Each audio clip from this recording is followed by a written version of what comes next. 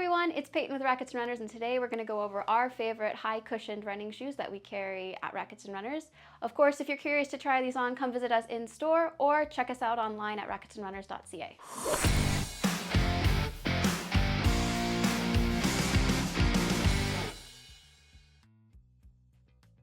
So we're going to jump right into it. Our first category is going to be a maximalist shoe category. So what makes these different than a traditional style running shoe is, obviously it's a very big shoe, hence the name maximalist. So what these do is that they have a higher stack height.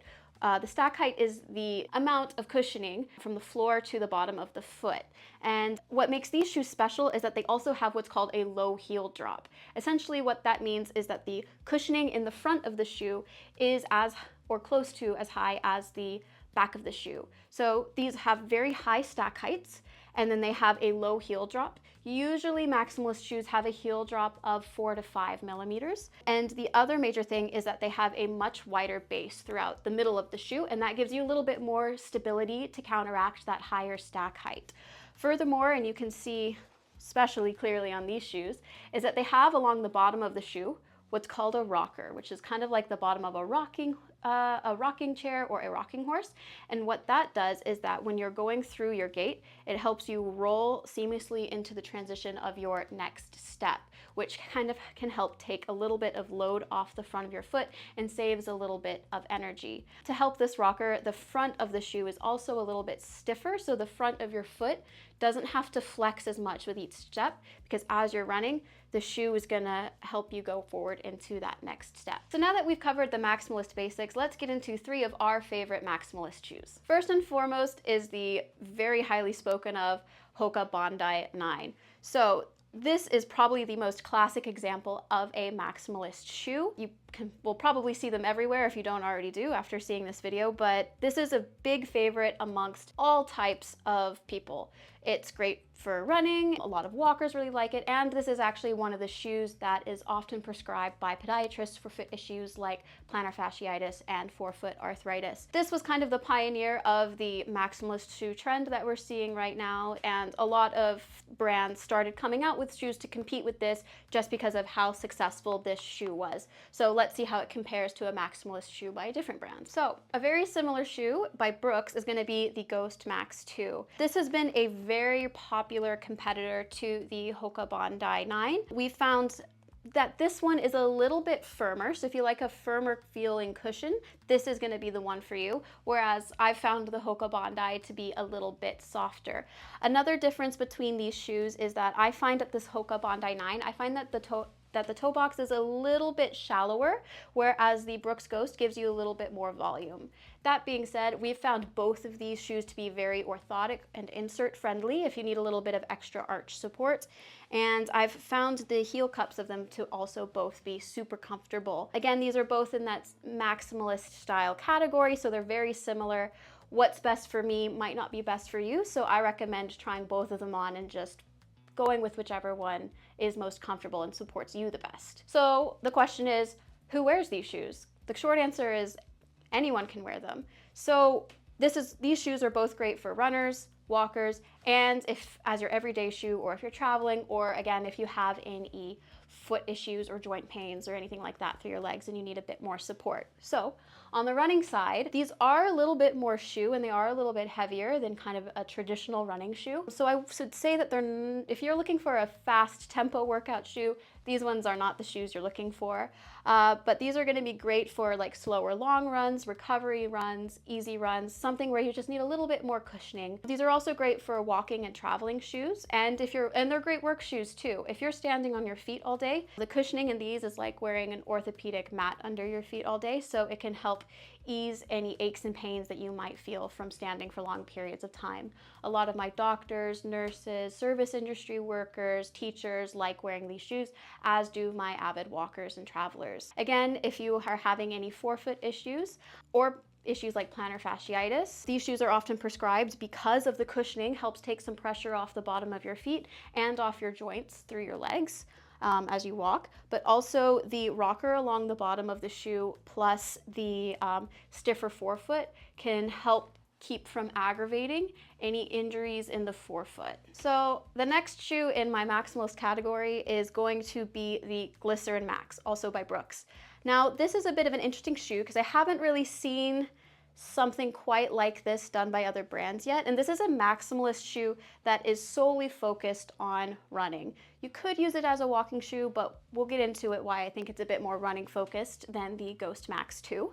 So this shoe uses Brooks's new DNA tuned technology. And what that does is it gives you a bit of a softer landing in the back because it has larger cushioning cells in the back of the shoe. And then in the front of the shoe, it has smaller, more condensed cushioning in the front of the shoe, and that gives you a bit more of a responsive and firm toe off. So that's one of the reasons why I think this is a bit more of a running geared shoe, because it gives you all of the cushioning of a Maximalist shoe when you land, but helps you maintain your speed as you're pushing off forward into your next step. It's also a bit of a softer feeling cushioning, especially in the back of the shoe, compared to something like the Hoka Bondi 9 or the Ghost Max 2. So even though it does have a little bit of a wider base, I would say it's a bit more geared for running, just because if you're just standing in it and it's a bit softer, it's gonna be a little more unstable than something like this. So if you're looking for again, a super cushioned shoe for your long runs or your recovery runs and your easy runs, the Glycerin Max is going to be a great option for you. Whereas if you're looking for a bit more of a everyday walking shoe or a standing shoe or working shoe, you might want to go with the Ghost Max 2. So these are our favorite Maximalist shoes. Now we're going to switch into the more common and traditional but premiumly cushioned running shoes. All right, so let's get into premiumly cushioned running shoes. So these shoes are going to be a bit more like the traditional running shoe in the sense that they are going to have a higher heel drop than the Maximalist shoes. Now, the general trend we've seen in running shoes is that all running shoes are starting to get more cushioning. So while these do look super cushioned, and they are more cushioned than the shoes, from 5 years ago, they're still not as high of a stack height as the Maximalist shoes. So the benefits of that is you still have quite a bit of stack height in the back of the shoe, so really good cushioning when you're heel striking and stuff like that, but it has a higher heel drop. So there's going to be less stress on your Achilles if you have any issues like that. And not everybody needs that Maximalist style shoe, especially if you're more of a forefoot or midfoot striker. You don't necessarily need a bunch of cushioning in the back, and you want to be able to, again, roll a bit forward into your next step a bit easier. So first on our list of favorite premiumly cushioned running shoes is going to be the 1080. This is probably one of the most common premiumly cushioned running shoes that we sell, so it's a great starting point to compare some of our other ones to. So the newest iteration of the 1080, I believe this is version 14, has the Fresh Foam X technology.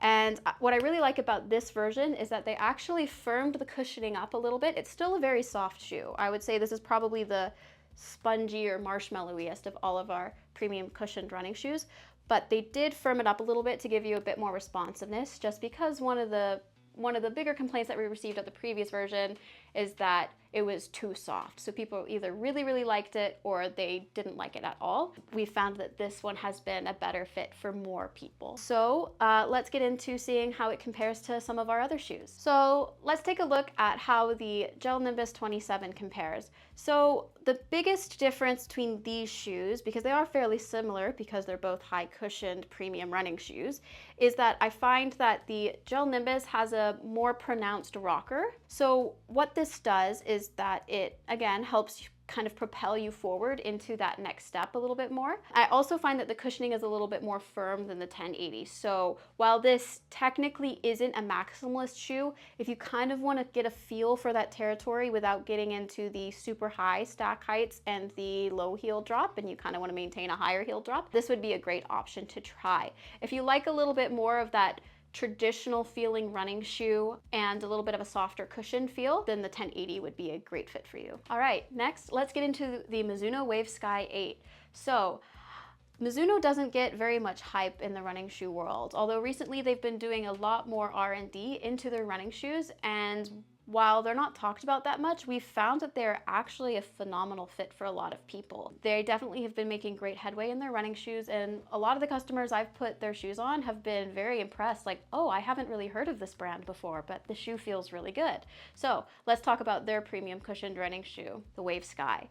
So how this compares to the New Balance 1080, I would say structurally they're fairly similar in the sense that they both don't have as intense of a rocker as some of the other premiumly cushioned running shoes out there. So again, this is going to be great for people who want a more traditional feeling running shoe, just with a little bit more cushioning and protection along the bottom of the foot. What makes the Mizuno cushioning system unique is that they actually use two different types of cushioning layered in the bottom of the shoe. So they use one that provides a little more responsiveness, and then they use another one on top of that to provide more shock absorption. So the Wave Sky gives you the best of both worlds, and it also feels like a more traditional runner. So if you're a big fan of the 1080, the Wave Sky is definitely worth a try. All right, so next on our list of high cushioned running shoes is the Cloudsurfer Next. This is a very striking and different shoe compared to the rest of the ones that we've looked at today. Obviously, you can tell that their cushioning system is quite a bit different than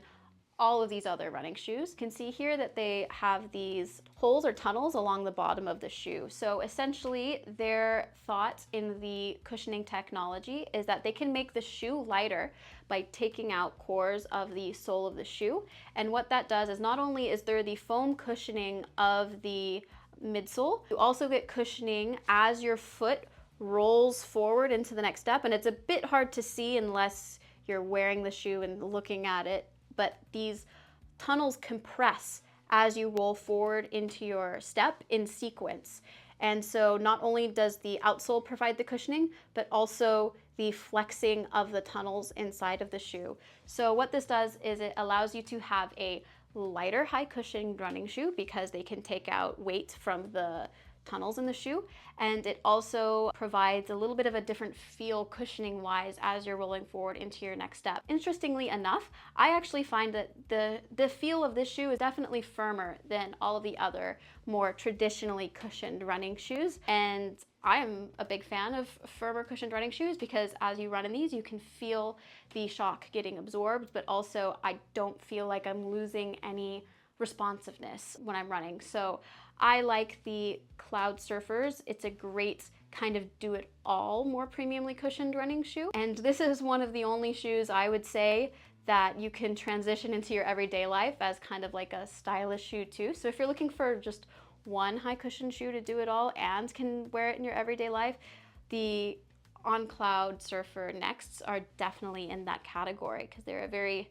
striking and stylish shoe. All right, that's it for today. These were our top 7 favorite high cushioned running shoes that we're selling in store. We have many other ones as well, so if you're curious, come give us a visit or check us out at racketsandrunners.ca.